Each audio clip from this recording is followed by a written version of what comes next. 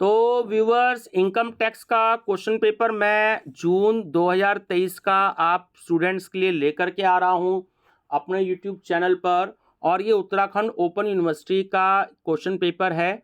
और अब जो है जितने भी एनईपी के स्टूडेंट्स हैं बीकॉम फोर्थ सेमेस्टर के, तो उनके फोर्थ सेमेस्टर में इनकम टैक्स है बीकॉम फोर्थ में। तो आप सभी स्टूडेंट्स के लिए पेपर हेल्पफुल रहेगा। आप सभी स्टूडेंट्स को नमस्कार। मैं स्टडी विद डॉक्टर पवन ओबराय पर यूट्यूब चैनल पर मैं डॉक्टर पवन ओबराय आप सभी का स्वागत करता हूं। तो आप BCom fourth semester unsolved paper की प्लेलिस्ट देखिएगा, वहां पर मैं इसको जो है अपलोड कर दूंगा और बहुत सारे आपको पेपर्स उसमें मिलेंगे। चलिए देखते हैं क्या क्या आया है इस क्वेश्चन पेपर में। तो सबसे पहले हम लॉन्ग आंसर टाइप क्वेश्चंस देखते हैं।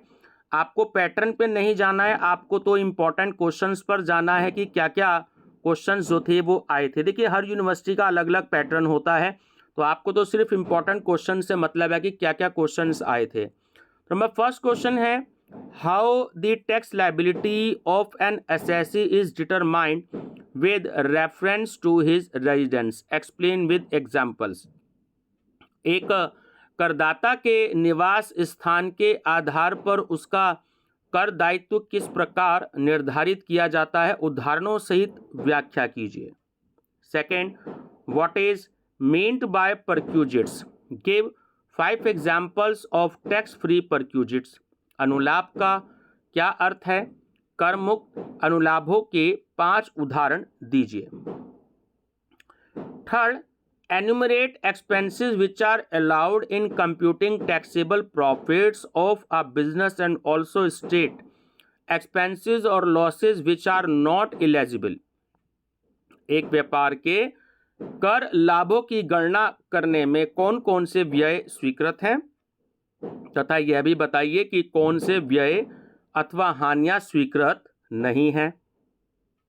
नेक्स्ट है 4, What do you understand by the term capital gains? Explain long-term and short-term capital gains with examples। पूंजी लाभ से आप क्या समझते हैं, दीर्घकालीन एवं अल्पकालीन पूंजी लाभ को उदाहरणों सहित व्याख्या कीजिए।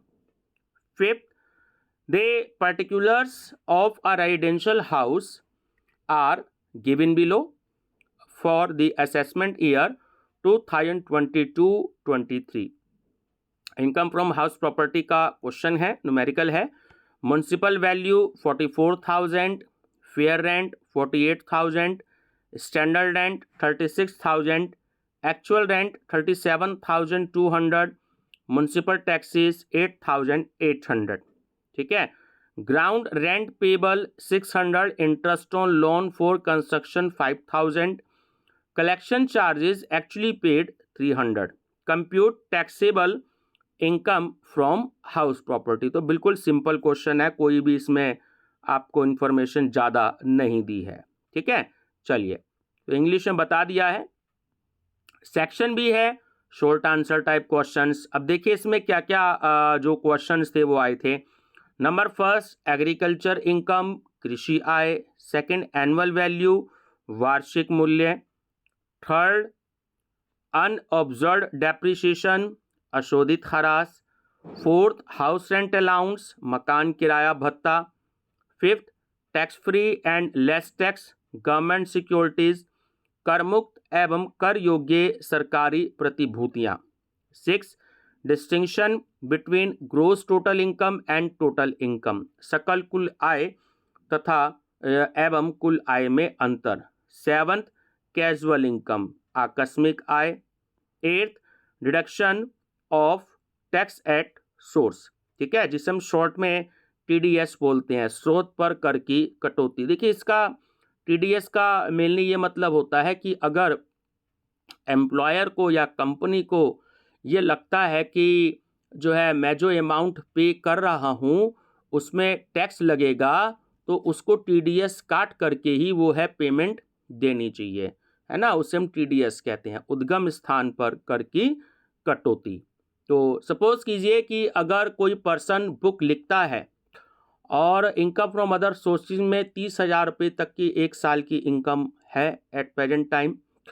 तो सपोज कीजिए कि उसको 50,000 का चेक मिलता है, तो 50,000 में से 5,000 रुपये 10% जो है वो उस ऑथर का TDS काट लिया जाएगा, वो इनकम टैक्स डिपार्टमेंट में दे दिया जाएगा 1 तारीख से लेकर के 7 तारीख तक। यही ITR भरने का समय होता है, 1 तारीख से अगले महीने की 7 तारीख तक।